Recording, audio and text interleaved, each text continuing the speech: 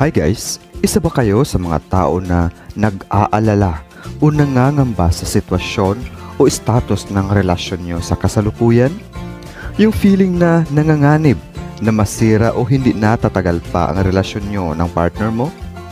Sa hindi matukoy na exact na dahilan? Feeling mo may mali o kulang sa relasyon nyo, ngunit pareho kayong naguguluhan. Noong una ay naging okay naman kayong dalawa. Ngunit nang maglaon ay parang nagkaroon na kayo ng gap sa isa't isa. Hindi nagkakasundo. Feeling mo wala ka namang ginawang masama. Ngunit bakit parang tumabang na siya sa'yo habang tumatagal? Ang tanong, aware ka ba sa ikinikilos mo? The way you handle such relationships? Kung paano mo siya tratuhin?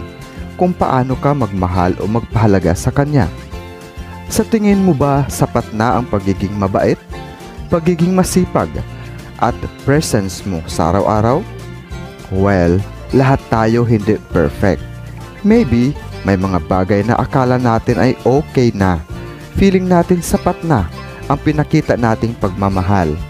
Until we realized that there is something kulang. Kaya upang maliwanagan tayo, minsan kailangan natin ng mga tao o bagay na makatulong sa atin to make it realize or magpaalala o magbigay liwanag sa pananaw natin upang mas mapaganda ang pag-handle natin sa isang relasyon.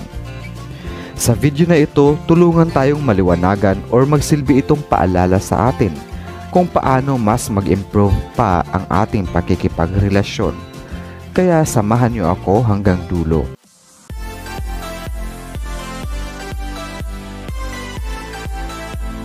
Paano nga ba mas mapa-improve ang relasyon natin sa isang tao o karelasyon natin? Well, kailangan nating malaman at maunawaan na una, sa pakikipagrelasyon, nangangailangan ito ng pagiging sensitive natin sa kung ano ang maaaring mararamdaman ng partner natin sa mga ikinikilos o pagpasya natin sa buhay. Being in a relationship means we have to love someone the way they need us to. Hindi sa kung paano tayo magiging hayahay sa buhay. Kung talagang gusto mong mapabuti ang relasyon nyo dahil mahal mo siyang talaga, kailangan mong ibigay ang magpapasaya sa kanya kung anong makakabuti sa kanya. Hindi yung bahala ka, basta ito ang gusto ko. Mahal mo ba ako dahil kailangan mo ako? O kailangan mo ako dahil mahal mo ako? Ikaw, anong klaseng pagmamahal na meron ka sa kanya? Pagmamahal na tunay o kailangan mo lang siya? Tandaan, sa isang relasyon na gusto mong mag-long last ay dapat true love or genuine love ito, hindi gamitan. Number 2, awareness. Sa isang relasyon, dapat alam natin kung paano tayo umaksyon o magdesisyon na hindi makasakit sa partner natin. Huwag tayong gumawa basta-basta ng desisyon na hindi pinapaalam sa partner. Irespeto natin ang presence niya. Marami kasing partner o jowa na parang walang kasama. Hindi nila iniisip na sa ganoong idea o paraan ay para na ring tinatapakan o binabaliwala ang halaga ng partner mo. Dapat aware tayo sa behavior natin towards our partner. Kung gusto mong mas mapabuti at mas gumanda pa ang samahan yung mag-asawa o mag-jowa, tandaan, proper communication is a must upang mag-long last ang relasyon. Number 3, be a savior. Sa isang relasyon, madalas sa mag-partner ay mayroong hindi magandang nakaraan o pinagdadaanan sa buhay. Tandaan mo na bilang partner, dapat ikaw ang mag-ahon sa kanya sa mapait na nakaraan. Huwag mong dagdagan ang hirap na dinanas niya sa nakaraan. Kung talagang mahal mo siya at gusto mong mas gumanda ang relasyon niyong dalawa, ay ikaw ang magsilbing knight and shining armor. Iparamdam mo at ipakita mo na ikaw ang mag-ahon sa kanya sa mapait na nakaraan, na ikaw ang liwanag sa buhay niya. Number 4, bukas sa isa't isa.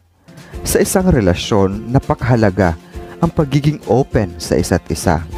Iwasan maglihim upang hindi maging daan sa hindi pagkakaunawaan.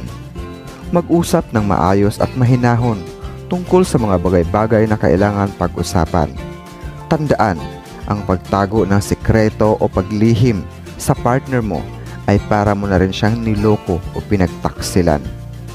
We should be open with one another and be willing to share what we're feeling and experiencing. Mas malaking gulo pag sa iba pa niya matuklasan o mahuli ka niya sa sarili mong bibig. Panatilihing bukas ang isa't isa upang mas mapabuti at mapag-usapan ng maayos ang mga dapat ayusin o solusyonan. Number 5. Magtulungan. Laging tandaan na sa isang relasyon mas gumagaan ang mga problema o gawain pag nagtutulungan. At dahil dyan, magiging daan ito upang mas magiging close kayo sa isa't isa at mas lumalim pa ang ugnayan. Bear in mind that if it's not a team effort, it's not going to last. Huwag mong hayaan na nahihirapan ang partner mo. Dapat mayroon tayong initiative o pagkusa na tumulong o mag-approach sa partner natin. Huwag nating antayin na sumama ang loob niya dahil hinahayaan siyang mag-isa na gawin ang isang bagay na dapat pinagtutulungan ng mag-partner. Huwag hayaang mag-isa siyang lutasin ang mga problema niyong dalawa o problema niya. Sa ganoong paraan na iparamdam mo sa kanya na mahal mo siya, na hindi mo siya kayang tiisin na nahihirapan. Dahil kung talagang mahal mo siya, sa tuwing nakikita mo siyang nahihirapan o nasasaktan, ay ikaw mismo ang unang apektado o masasaktan. Number 6. A gift o regalo. Sa mag-partner, mag-jowa, laging tandaan na hindi siya binigay o hindi mo siya nabili, kundi isa siyang napakahalagang regalo. Tandaan, ang regalo na matanggap natin mula sa napaka-espesyal na tao para sa atin ay iniingatan natin. Kaya ituring nating regalo ang mga partner natin na kailangang ingatan. Huwag gawing sandalan sa panahon ng pangangailangan. Huwag nating ituring na katulong dahil ang asawa o jowa can be considered as a gift na nangangailangan ng pag-iingat. Marami kasing tao na gustong mag-asawa upang may magsilbi sa kanila, may maglaba, may magluto, at mautusan kung kinakailangan. Sa madaling salita, hindi asawa o jowa ang hanap nila, kundi katulong o alipin. Ang tawag doon, mahal mo siya dahil kailangan mo siya, imbis na kailangan mo siya dahil mahal mo siya. Gamitan sa madaling salita. Walang nagtatagal sa ganoong relasyon. Sana marami tayong natutunan sa topic natin ngayon at sana nag-enjoy kayo. At sana magsilbi itong liwanag o paalala sa atin upang baguhin kung mayroon mang dapat baguhin sa ating samahan. Sana patuloy tayong matuto upang mas mag-improve pa ang ating buhay-buhay.